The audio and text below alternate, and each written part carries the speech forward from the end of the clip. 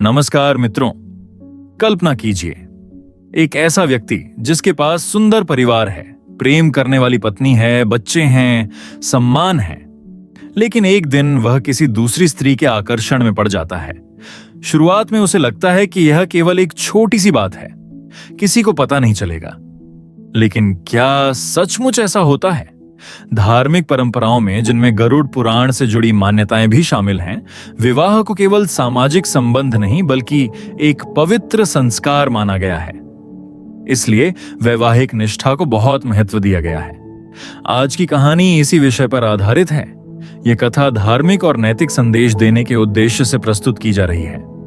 उज्जैन के पास एक गांव में धर्मपाल नाम का व्यक्ति रहता था।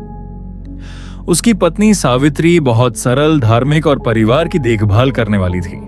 2 छोटे बच्चे थे। गांव में लोग कहते थे, इतना सुखी परिवार शायद ही किसी का हो। लेकिन समय बदलता है।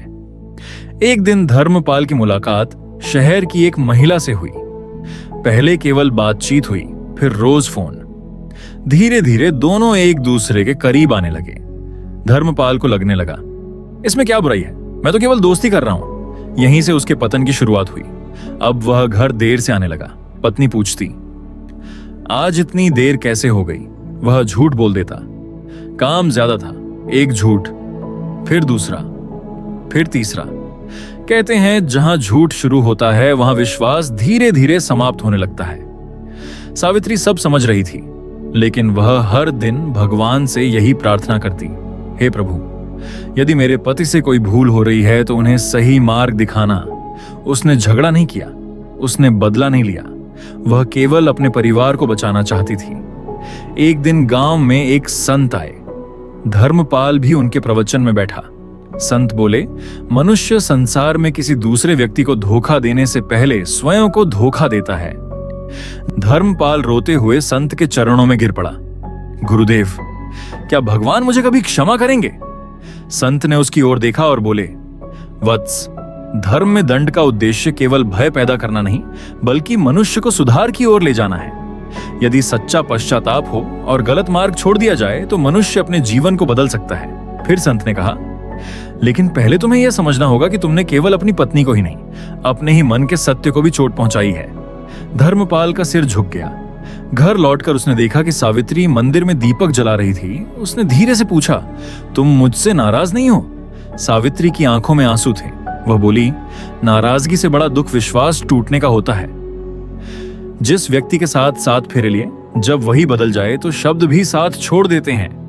धर्मपाल पहली बार अपनी पत्नी का दर्द महसूस कर पाया। उसी समय उसका छोटा बेटा दौड़कर आया। पिताजी, आप अब हमारे साथ पहले जैसे क्यों नहीं खेलते? यह सुनकर धर्मपाल का दिल कांप उठा। उसे एहसास हुआ कि उसके कर्मों का प्रभाव केवल पति पत्नी के रिश्ते तक सीमित नहीं था बल्कि पूरे परिवार पर पड़ रहा था। अगले दिन संत ने अपने प्रवचन में कहा, विवाह केवल शरीर का नहीं बल्कि विश्वास, जिम्मेदारी और धर्म का बंधन है। क्षणिक आकर्षण समाप्त हो सकता है, लेकिन टूटा हुआ विश्वास जोड़ने में वर्षों लग सकते हैं। धर्मपाल को लगा जैसे हर शब्द उसी के लिए कहा जा रहा हो। उसने निश्चय किया कि वह उस दूसरी स्त्री से स्पष्ट रूप से कहेगा, मैंने बहुत बड़ी भूल की है। मैं अपने परिवार और अपने धर्म के प्रति अन्याय नहीं कर सकता। उसने वह संबंध वहीं समाप्त कर दिया। यह निर्णय आसान नहीं था, लेकिन उसके भीतर पहली बार शांति का अनुभव हुआ। धर्मपाल ने पत्नी से कहा, मैं जानता हूं कि केवल माफी मांग लेने से सब ठीक नहीं होगा, लेकिन मैं अपने कर्मों से यह साबित करना चाहता हूं कि मैं बदलना चाहता हूं। सावित्री ने उत्तर दिया, विश्वास वापस आने में समय लगेगा, लेकिन यदि परिवर्तन सच्चा होगा तो ईश्वर भी मार्ग दिखाएंगे। मित्रों, धार्मिक परंपराओं का संदेश केवल पाप और दंड तक सीमित नहीं है। वे यह भी सिखाती हैं कि मनुष्य में सुधार की क्षमता है। यदि कोई व्यक्ति अपनी गलती स्वीकार करे, गलत मार्ग छोड़ दे और सत्यनिष्ठा तथा परिवार के प्रति अपने कर्तव्यों का पालन करे, तो वह अपने जीवन को नई दिशा दे सकता है। लेकिन क्या केवल मुझे माफ कर दो कह देने से वर्षों का टूटा हुआ विश्वास लौट आता है? यहीं से शुरू होती है असली परीक्षा। धर्मपाल अब हर दिन समय पर घर आने लगा। वह बच्चों के साथ बैठता, पत्नी के काम में हाथ बटाता, सुबह मंदिर जाकर भगवान से प्रार्थना करता। लेकिन सावित्री अब पहले जैसी नहीं थी। वह अपना कर्तव्य निभाती थी, पर उसकी मुस्कान कहीं खो गई थी।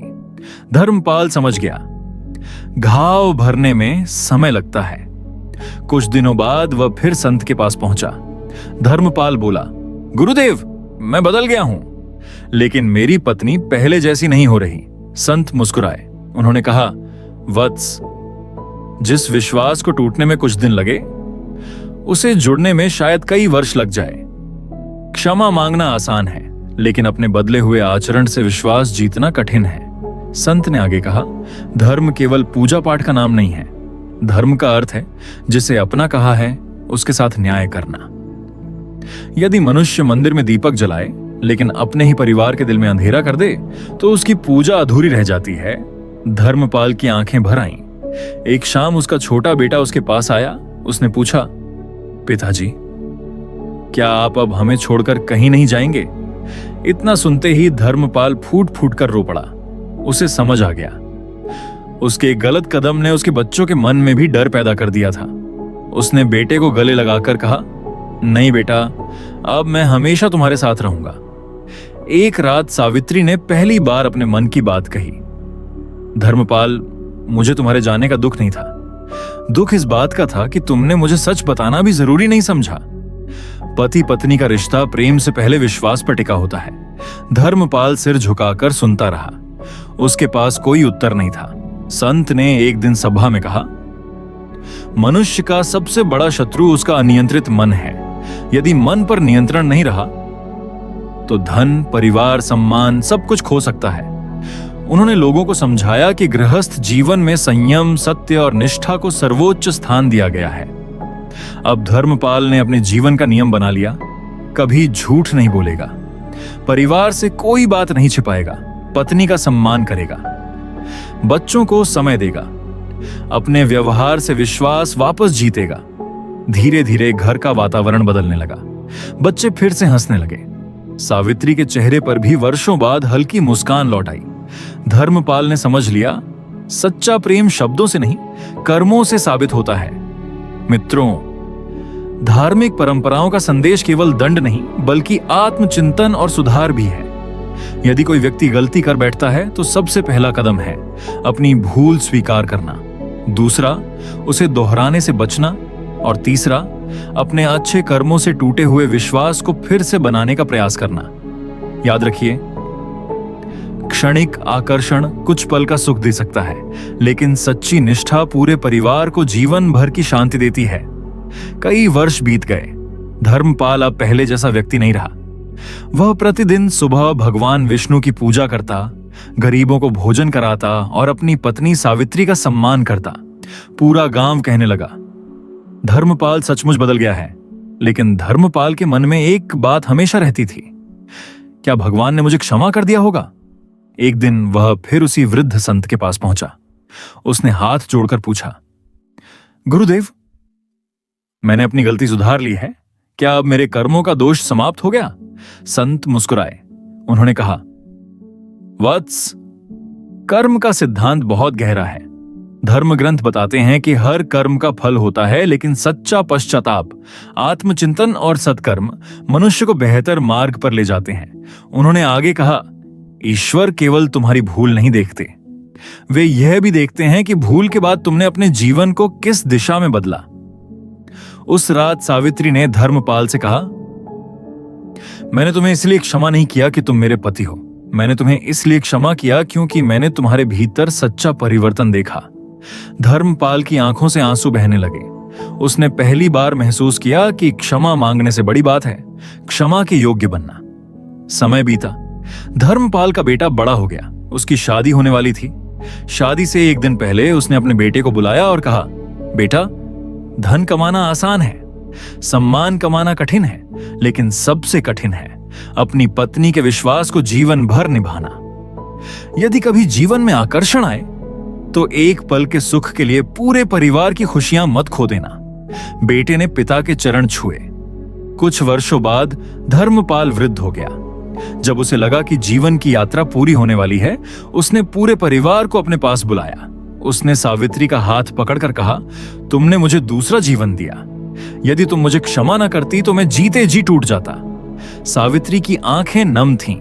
उसने कहा, गलती हर इंसान से हो सकती है, लेकिन जो व्यक्ति सच्चे मन से बदल जाए वही वास्तव में धर्म के मार्ग पर लौटता है। मित्रों, इस कहानी का उद्देश्य किसी को डराना नहीं है। यह हमें याद दिलाती है कि भारतीय धार्मिक परंपराएं गृहस्थ जीवन में निष्ठा, सत्य और जिम्मेदारी को अत्यंत महत्वपूर्ण मानती हैं। गरुड़ पुराण और अन्य धर्म ग्रंथों की शिक्षाओं में बार बार कर्म के महत्व पर बल दिया गया है। विश्वास का सम्मान करें, छल और धोखे से बचें, अपनी भूल स्वीकार करें और यदि गलती हो जाए तो सच्चे मन से सुधार का मार्ग अपनाएं। यही धर्म का सार है। याद रखिए, दूसरी स्त्री या दूसरे पुरुष का आकर्षण कुछ समय का हो सकता है, लेकिन जीवन साथी का विश्वास, बच्चों का प्रेम और परिवार का सम्मान ये अनमोल होते हैं। एक क्षण का गलत निर्णय वर्षों की खुशियां छीन सकता है और एक सच्चा पश्चाताप वर्षों की दूरी को भी धीरे धीरे मिटा सकता है। इसलिए अपने रिश्तों को समय दीजिए, अपने जीवन साथी का सम्मान कीजिए और ऐसे कर्म कीजिए कि आपके जाने के बाद भी लोग आपको प्रेम और सम्मान से याद करें। यदि आपको यह कहानी और इसका संदेश अच्छा लगा हो तो वीडियो को लाइक करें, चैनल को सब्सक्राइब करें और कमेंट में लिखें जय श्री हरि। अगली वीडियो में हम गरुड़ पुराण की एक और गहन धार्मिक मान्यता पर चर्चा करेंगे। तब तक के लिए नमस्कार।